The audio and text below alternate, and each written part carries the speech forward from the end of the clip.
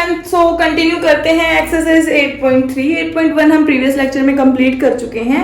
पूरे चैप्टर की प्लेलिस्ट का लिंक नीचे डिस्क्रिप्शन बॉक्स में भी मिलेगा और प्लेलिस्ट में जाकर भी पूरे चैप्टर को देख सकते हो।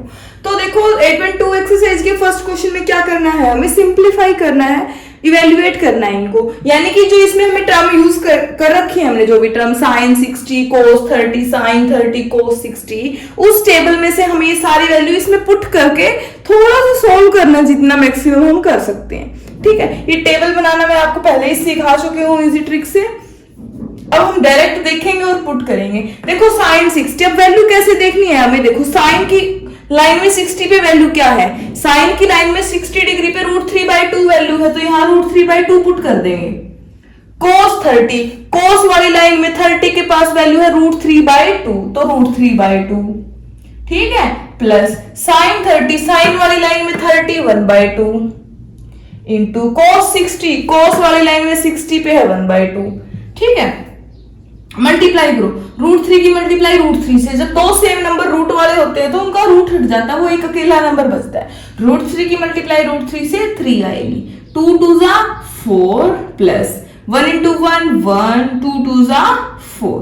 अब एलसीएम लेके सॉल्व करेंगे, 4 एलसीएम 4 आएगा, 4 3 जा सॉरी जिसका बेस सेम होता है उसमें क्रॉस मल्टीप्लाई करने की जरूरत नहीं होती है हमें। ठीक है, तो ऊपर आएगा 3 + 1 इज इक्वल टू 3 + 1 4 और नीचे क्या है 4 4 1 जा 4। आंसर क्या आ गया, सॉरी 4 1 जा 4, तो आंसर आएगा हमारा 1। अब इस क्वेश्चन में भी ऐसे ही वैल्यू पुट करेंगे। टेंजेंट स्क्वायर 45, टेंजेंट वाली लाइन में 45 में वैल्यू क्या है 1 और उसके ऊपर क्या लगाना है हमें square, plus cos square 30, cos की 30 पे वैल्यू √3/2 और उसका क्या करना है स्क्वायर। इस स्टेटमेंट को थोड़ा ठीक करो भाई, यहाँ 60 आएगा। ठीक है, साइन की 60 पे वैल्यू कितनी होती है √3/2 होती है और उसका क्या करना है हमें स्क्वायर। अब ये दोनों सेम वैल्यू है, एक प्लस की है एक माइनस की, तो कैंसिल हो जाती हैं, तो आंसर क्या बचेगा 1 का स्क्वायर यानी कि 1 ही बचेगा। ठीक है, ये इसका आंसर है, वो वहां हमने मिस्टेक कर दी थी, 60 की 30 की जगह 60 आएगा। ओके, अब इसका नेक्स्ट पार्ट करते हैं।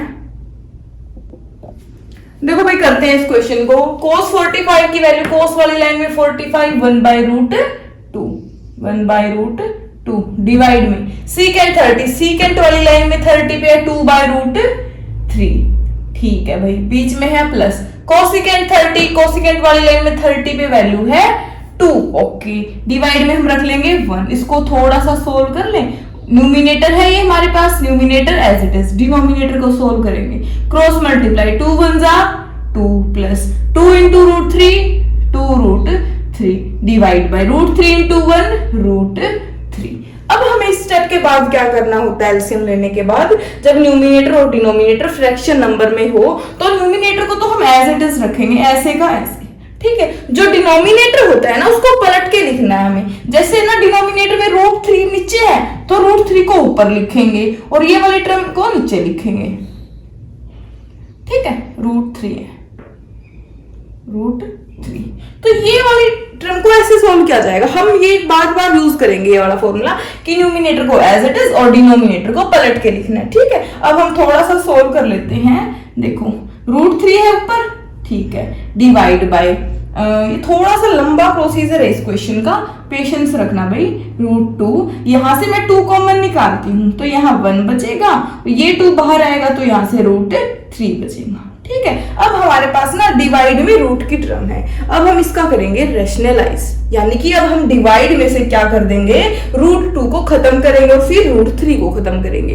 ठीक है, ये वैल्यू आ गई है, डिवाइड में हमें रूट की टर्म नहीं रखनी, इसलिए हम √2 से मल्टीप्लाई और √2 से डिवाइड कर देंगे। √3 इंटू √2 3 2 जा 6 √6 डिवाइड बाय 2, √2 की मल्टीप्लाई √2 से, बताया था कि रूट की रूट सेम नंबर की मल्टीप्लाई करनी हो तो उनका रूट हट जाता है, √2 की मल्टीप्लाई √2 से 2। ओके, और क्या बचेगा ब्रैकेट में 1 प्लस √3। ठीक है, अब 2 2 जा 4, यहाँ क्या बचेगा 4। अब हमें √3 भी तो हटाना है ना, डिवाइड में जो हमारे पास √3 है इसको भी हटाना है, तो इसके लिए भी हम इसका रैशनलाइज कर देंगे 4 1 प्लस √3। ठीक है, इनटू। अब हमें क्या करना है, 1 प्लस रूट 3 की बजाय 1 माइनस रूट 3 से तो मल्टीप्लाई करना है और 1 माइनस रूट 3 से ही डिवाइड करना है, जैसे कि हम 9th क्लास में किया था ना हमने, वैसे ही। अब ये देखो, इनके ब्रैकेट लगा देते हैं, तो रूट 6 की मल्टीप्लाई करेंगे, रूट 6 की मल्टीप्लाई 1 से रूट 6 माइनस रूट 6 की मल्टीप्लाई रूट 3 से 6 3 जा 18, तो रूट 18, ठीक है, डिवाइड बाय 4 तो है ही, ये a plus B a minus B, formula बन गया a का स्क्वायर यानी कि 1 का स्क्वायर, a स्क्वायर, देखो ये formula a plus B a minus B किसके इक्वल होता है, a square minus B square के, a यहाँ पे ये है और b ये है, a का स्क्वायर माइनस रूट 3 का स्क्वायर, ठीक है। 1 का स्क्वायर 1 होता है और रूट 3 का स्क्वायर क्या होता है, रूट 3 का स्क्वायर क्या होता है, स्क्वायर से रूट कैंसिल करो, कितना आएगा, 3 आएगा, ठीक है, 3, ठीक है। 1 माइनस 3 कितना होता है भाई, सॉरी, हाँ, छोड़ो एक सेकेंड, 1 माइनस 3 होता है माइनस के 2, बाहर 4 है, अंदर माइनस 2 है, और ऊपर ना हमने ब्रैकेट से मल्टीप्लाई कर दी थी ना, तुम इसको ऐसे ही छोड़ दो एक बार के लिए, मेरी मानो तो, ठीक है। इसको ऊपर ना मल्टीप्लाई मत करो, इसको रूट 6 को बाहर रखो और इसकी मल्टीप्लाई की थी ना, इसको एज इट इज रखेंगे, 1 माइनस रूट 3, तो ऊपर हमारे पास यही बचेगा, रूट 6 1 माइनस रूट 3, क्योंकि फिर आंसर मैच नहीं होगा हमारा। कर सकते हो वैसे भी, तुम्हारी मर्जी कैसे भी करो, बट अगर आंसर मैच करना है तो थोड़ा सा उसकी तरह सोचना पड़ेगा जैसे वो सोल्वर सोचता है, ठीक है। तो 4 2 जा 8 भी कैसा, माइनस का, तो इसकी जगह क्या आएगा, माइनस का 8। अब अगर इस माइनस को ऊपर भेजना है हमें, तो ऊपर भेजना है तो क्या होगा, ये प्लस वाली टर्म तो माइनस वाली प्लस और प्लस वाली माइनस हो जाएगी अगर इसको ऊपर लेके जाएंगे तो हमारे पास आंसर मैच करने के लिए ये आएगा answer, root 6 root 3 minus 1 divide by 8, ठीक है। ये इजी रहेगा तुम्हारे लिए मैथ, ठीक है। इसको अगर समझ में नहीं आया तो फर्स्ट टाइम कर रहे हो ट्रिग्नोमेट्री के इस टाइप के क्वेश्चन, तो एक बार दोबारा देख लेना, जरूर समझ में आएगा, और कोई डाउट है तो मेरे से पूछ लेना, ओके। इसका नेक्स्ट पार्ट देखते हैं, पार्ट 4। देखो भी ये पार्ट नंबर 4, साइन 30, साइन की लाइन में 30 पे है 1/2 प्लस टेंजेंट 40 कितना है 1 माइनस कोसेकेंट 60 कितना है 2/√3 डिवाइड बाय सेकेंड 30 कितना है 2/√3 प्लस cos 60 कितना है 1/2 प्लस cot 45 कितना है 1 है। ये है हमारी सारी वैल्यूज, ठीक है। अब इनको हमें सोल्व करना है, एलसीएम लेना है, ठीक है। मैं ना पहले क्या कर लेती हूँ, 1 को पहले लिख लेती हूँ, इसको 1 को, क्योंकि बाद में मैं एलसीएम लूंगी इन दोनों का, -2/√3 डिवाइड बाय, इनका तो है ही, पहले इसको मैं पहले 1 को लिख लेते हैं, फिर लिखेंगे 2/√3 को, ताकि हम इनका एलसीएम अलग अलग से ले सके, हमें कोई दिक्कत ना, इसलिए हमने इनको अलग अलग लिख लिया है।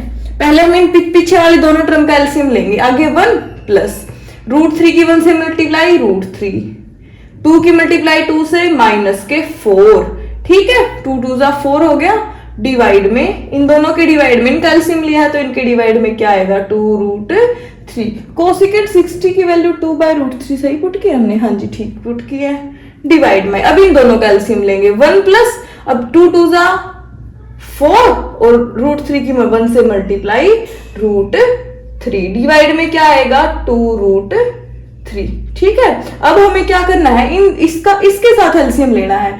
अब देखो रूट इसके डिवाइड में भी 1 है, इसकी मल्टीप्लाई 1 से 2√3, और अब इसकी मल्टीप्लाई 1 से करोगे तो एज इट इज आएगा -4 डिवाइड में 2√3। ये न्यूमिनेटर सोल्व किया हमने, अब इसको सोल्व करेंगे, इसमें भी ऐसे ही, इसके डिवाइड में भी 1 है, क्रॉस मल्टीप्लाई करेंगे, इसकी मल्टीप्लाई 1 से 2√3 और इसकी मल्टीप्लाई 1 से +4 प्लस √3 डिवाइड बाय 2√3, ठीक है। √3 से कैंसिल हो जाएगा, नोमिनेटर बच गए, अब इनके नोमिनेटर को ऐसे लिख देते हैं। देखो 2 + √3 + √3, ये 2 टाइम्स और ये इसके मल्टीप्लाई में कुछ नहीं है तो 1 है, 2 + 1 कितना होगा 3 होगा, 3√3 -4 डिवाइड में यहाँ पे भी 2√3 है और यहाँ पे 1√3 है, ठीक है। 2 + 1 3√3 प्लस 4। ये क्वेश्चन आ जाएगा हमारे पास सोल्व होने के बाद। अब इसमें क्या करना है, हमें इसका रैशनलाइज करना है। रैशनलाइज करना है डिनोमिनेटर का, तो इसका मतलब 3√3 - 1 से मल्टीप्लाई करेंगे और 3√3 - 1 से डिवाइड करेंगे। जो डिवाइड में होता है ना उसी से मल्टीप्लाई और डिवाइड की जाती है। रैशनलाइज में बस प्लस की जगह हमें माइनस लेना होता है। अब इनकी मल्टीप्लाई करेंगे, देखो √3 की मल्टीप्लाई 3√3 से, ध्यान से देखो, मैं एक बार यहां से करके दिखाती हूँ आपको। √3 इन दोनों की मल्टीप्लाई करनी है हमें। 3 की मल्टीप्लाई 3 से 9, √3 की मल्टीप्लाई √3 से कितनी आएगी 3, ठीक है, और 9 3 जा 27, यानी कि 3√3 की मल्टीप्लाई 3√3 से आएगी, सॉरी 27। अब इसकी मल्टीप्लाई 4 से करेंगे तो 4 3 जा 12 √3। 1 की मल्टीप्लाई इससे करेंगे तो -3 √3, और 1 की मल्टीप्लाई 4 से करेंगे तो +4। a - b a + b, तो a² - b² आंसर आएगा। a² यानी कि 3√3 का स्क्वायर -1 का स्क्वायर। अब देखो 27 में 4 जोड़ोगे तो कितना आएगा 31 आएगा, ठीक है। माइनस के 12 और -3 कितना आएगा -15 √3 डिवाइड बाय 3 का स्क्वायर 9 और √3 का 3, तो 9 3 जा 27 -1, 27 - 1 करोगे तो कितना आएगा 26 आएगा। हमारे पास ये इसका आंसर आ गया, सिंपल सा। थोड़ी सी कैलकुलेशन लंबी है, यहाँ से यहाँ, ठीक है। आपको पेपर में सीधी लाइन में करना है, हम तो स्पेस की वजह से ऐसे कर रहे हैं, ठीक है। तो एलसीएम लेना आना चाहिए आपको, बार बार प्रैक्टिस करनी है, तभी आपसे ये क्वेश्चन होंगे, वरना आप पूरा साल इन क्वेश्चंस को देके सर पकड़े रहोगे, ठीक है। थोड़ा प्रैक्टिस करो, समझ नहीं आया दोबारा देखो, डाउट है तो पूछ लो, ठीक है। इसका नेक्स्ट पार्ट करते हैं, 5th पार्ट। कैंसिल होने के बाद जो बची है टर्म देखो, यहाँ पे 2√3 + √3 बचा है और साथ में -5, यहाँ पे कुछ नहीं है तो 1 है। 2 + 1 3, तो 3√3 लिख ले, इधर से लिख देते हैं 3√3 और माइनस का 4, ठीक है। डिवाइड में क्या बचा है 2√3 + 1√3, तो 2 + 1 3√3 + 4। डिवाइड में रूट की टर्म है तो रैशनलाइज कर दो, यानी कि इसी से मल्टीप्लाई और इसी से डिवाइड कर दो। बस यहाँ प्लस है तो यहाँ माइनस लगाओ। अब ये सेम वैल्यू होगी तो ये a - b इसका स्क्वायर हो गया है। तो 3√3 की, या फिर ऐसे कर लो 3√3 की मल्टीप्लाई 3√3 से 3 3 जा 9 और √3 की मल्टीप्लाई √3 से 3, अलग से करके दिखाती हूँ, देखो 3√3 का स्क्वायर क्या होगा 3√3 की मल्टीप्लाई 3√3 से 3 3 जा 9 और √3 × √3 3 और 9 3 जा 27, तो इसका आंसर क्या आएगा 27, ठीक है। अब इसकी मल्टीप्लाई 4 से करोगे तो 4 3 जा 12 -12 √3, 4 की मल्टीप्लाई इससे करोगे तो 4 3 जा 12 √3 और 4 4 जा 16, माइनस प्लस, ठीक है। यहाँ a - b a + b, a का स्क्वायर यानी कि 3√3 का स्क्वायर -4 का स्क्वायर, ऊपर क्या बढ़ेगा 27 में 16 ऐड करेंगे हम, ठीक है। कितना आएगा 47, 6 और 27 43 आएगा, 43 आएगा, ठीक है।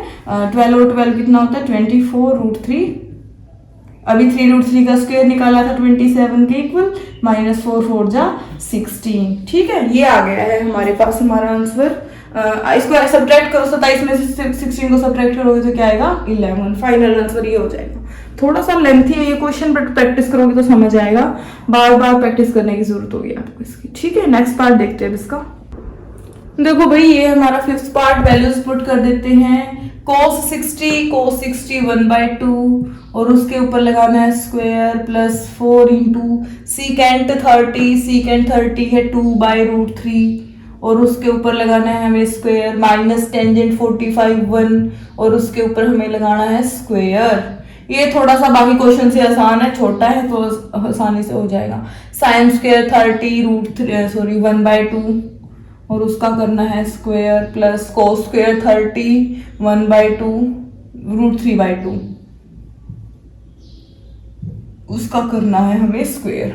देखो 5 × 1 का स्क्वायर 1 और 2 का स्क्वायर 4, तो 5/4 प्लस 4 × 2 का स्क्वायर 4 और √3 का स्क्वायर 3 -1 का स्क्वायर 1, 1/2 का स्क्वायर 1/4 प्लस √3 का स्क्वायर 3, 2 का स्क्वायर 4, 5/4 प्लस 4 4 जा 16/3 -1 डिवाइड बाय एलसीएम लोगे 4 यहाँ का तो 3 + 1 4, 4/4 क्या हो जाएगा, ये तो 1 हो जाएगा, मतलब डिवाइड में तो कोई भी टर्म नहीं बची है।